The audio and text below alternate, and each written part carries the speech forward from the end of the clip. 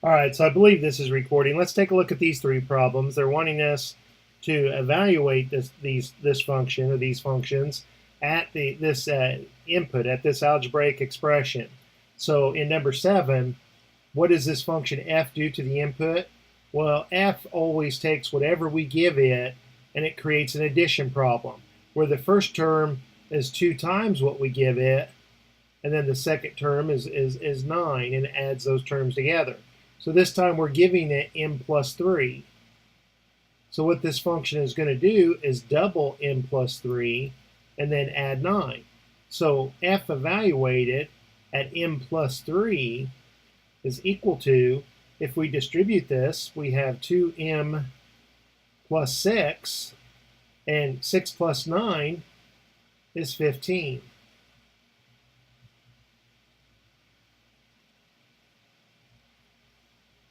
If we take a look at number 8, it's the same idea that we're evaluating this function at some input. What this function does is always creates a subtraction problem, where the first term is the input squared, and then the second term is always 6. It's taking the difference. And here it's wanting us to evaluate this at the expression p minus 2. So we replace x with p minus 2. Now be careful that exponents don't distribute.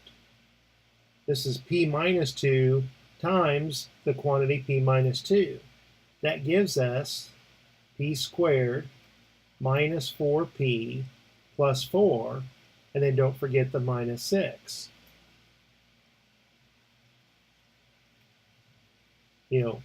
For squaring binomials, some people may prefer to do it over to the side in the form of a table. A table is a nice organized way to apply the distributive property.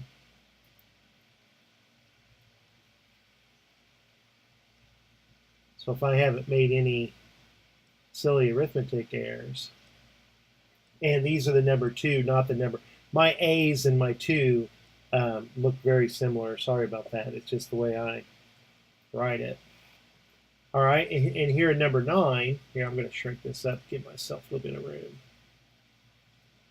It's the same idea. We're evaluating this function at some expression, at some algebraic expression.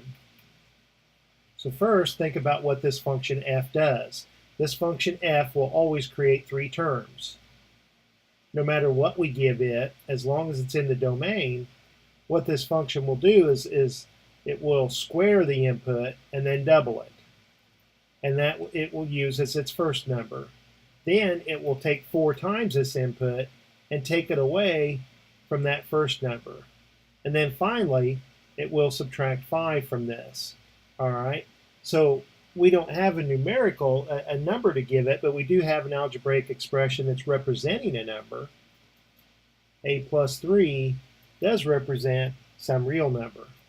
So again, be careful with how I write my 2 and reading how I write A.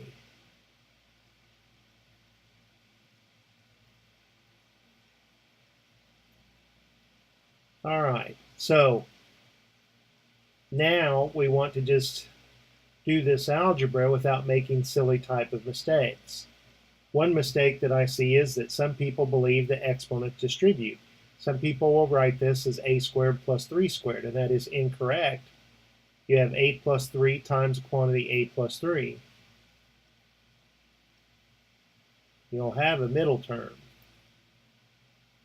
If we distribute this 4,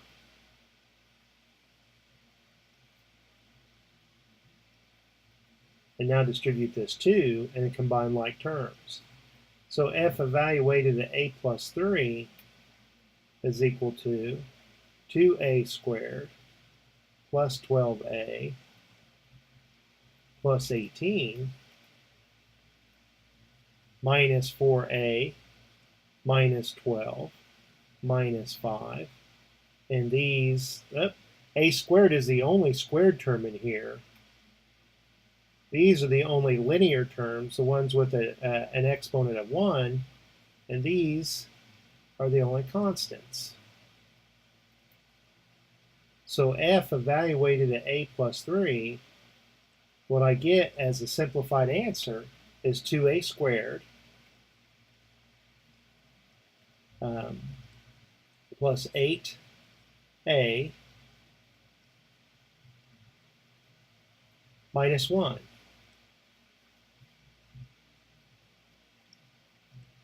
No, 18 minus 12, yeah, is 6, and 6 minus 5 is 1.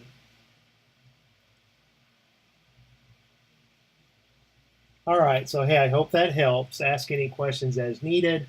Let me know if I've made some type of silly arithmetic error, because I can edit these Edpuzzle videos to help future students or your classmates when they're looking at these.